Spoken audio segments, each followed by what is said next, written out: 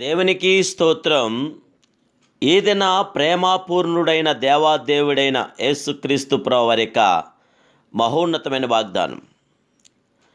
ఆయన పాదములను ముద్దు పెట్టుకొని అత్తరు వాటికి పూసెను. లూకాసు వార్త 7:38.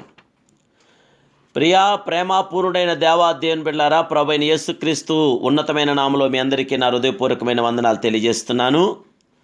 దేవాదేవుని యొక్క కృపాక్షేమం మీతో నాతో కూడా ఉండగలను గాక. అభిషేకనాథునికి ఆమె చేసిన అభిషేకమును చూడండి. విలువగల జటమాంసి అత్తరుతో పాదములను అభిషేకించెను. యేసుక్రీస్తు మనలను రాజులుగాను యాజకులుగాను ప్రవర్తలుగాను అభిషేకించున్నాడు. కొత్త నిబంధనలో కొందరిని అపోస్తులుగాను ప్రవర్తలుగాను పెద్దలుగాను బోధకులుగాను సువార్థికులుగాను అభిషేకం చేయుచున్నాడు పరిశుద్ధాత్మదేవుడు. కానీ ఈ పాపాత్మురాలైన స్త్రీ ఆయన పాదములను కన్నీటితో అభిషేకించింది, ముద్దులతో అభిషేకించింది, అత్తరు పూసి అభిషేకించింది. ఆమె అత్తరు పూయట దేనికి సాదృశ్యము? యేసు చనిపోయి సమాధి చేయబడి తిరిగి లేచుటకు సాదృశ్యము. యేసుక్రీస్తు నామము పోయబడిన పరిమళ తైలంతో సమానము. పరమగీతములు 1:4 చూస్తున్నాం. ఆమె ఆ పరిమళ తైలమును పోయకుండిన ఎడల ఆ సువాసన ఆ బుడ్డులోనే ఉండేది. కానీ బుడ్డి పగలగొట్టబడినందున సువాసన ఆ గది అంతయు నింపబడ్డాది. యేసుక్రీస్తు శరీరము సిలువలో విరుగొట్టబడెను, కుమ్మరించబడెను. ఆయన మరణము నొందినట్లుగా తన ప్రాణమును దారపోశాడు. యెషయా గ్రంథం 53:12 చూస్తున్నాం. కాబట్టి ఆయన దివ్య సువాసన భూమి ఆకాశములను నింపెను. ఆయన భూమి ఆకాశం అంతటా సర్వాధికారం గలవాడుగా మార్చెను. దేవాదేవుని బిడ్డలారా, ఆ అత్తరు ఖరీదు 300 దేనారములు.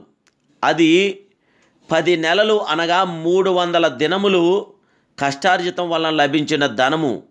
మరి 10 నెలలు మోసి కనిన క్రీస్తు సిలువలో కుమ్మరించబడెను, ఉజ్జీంపజేయు దేవుని ఆత్మ అయ్యను. దేవాదేవుని బిడ్డలారా, వేప చెట్టుకు చేదైన వాసన గలదు, కానీ గంధపు చెక్కను నరికిన కొలది మధురమైన వాసన వచ్చున్నది. యేసుక్రీస్తు సిలువలో శ్రమను అనుభవించిన కొలది పరిమళ సువాసన వెలుపలకు వచ్చున్నది.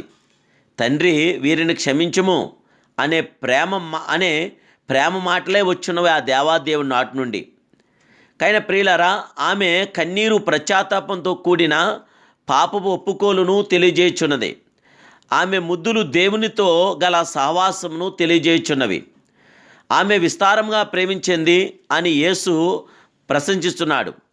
ఒక బృంద ప్రజలు మధ్య మనకును స్నానం లభించున ఆయనను ప్రేమించదమా? పూర్ణ హృదయంతోనూ పూర్ణ ఆత్మతోనూ పూర్ణ బలముతోనూ ఆ దేవాదేవుని మనం ప్రేమించదమా? ఆయనను ప్రేమించువారు బలముతోనూ ఉదయించు సూర్యుని వలె ఉందిరని దేవుడి వాక్యం తెలియజేస్తుంది. కానీ దేవాదేవుని బిళ్ళారా, ఆ దేవాదేవుని ప్రేమించాం, ఆయన ప్రేమిందాం, మనస్ఫూర్తిగా ఆయన ప్రేమిందాం, హృదయపూర్వకంగా ఆయన ప్రేమిందాం. యేసు నామాన్ని ఎంత ప్రేమిస్తే అంత ఆదరణ సంరక్షణ మనకు కలుగుచున్నది. దేవాదేవుడు ఈ సంవత్సర కాలంలో మన జీవితంలో విజయవంతమైన కార్యాలు జరిగించడానికి ఆయన ఆశ్చర్యకరుడు, అద్భుతాలు చేసే గొప్ప దేవుడు. ఆ మహిమాస్వరూపుడు యొక్క కార్యాలు పొందుకోవడానికి ప్రార్థన చేద్దాం, ప్రేమించి ప్రార్థిద్దాం. ప్రేమాస్వరూపుడు అయిన మా పరమ తండ్రి, నీ కొందనాలు స్తోత్రాలు స్వామి.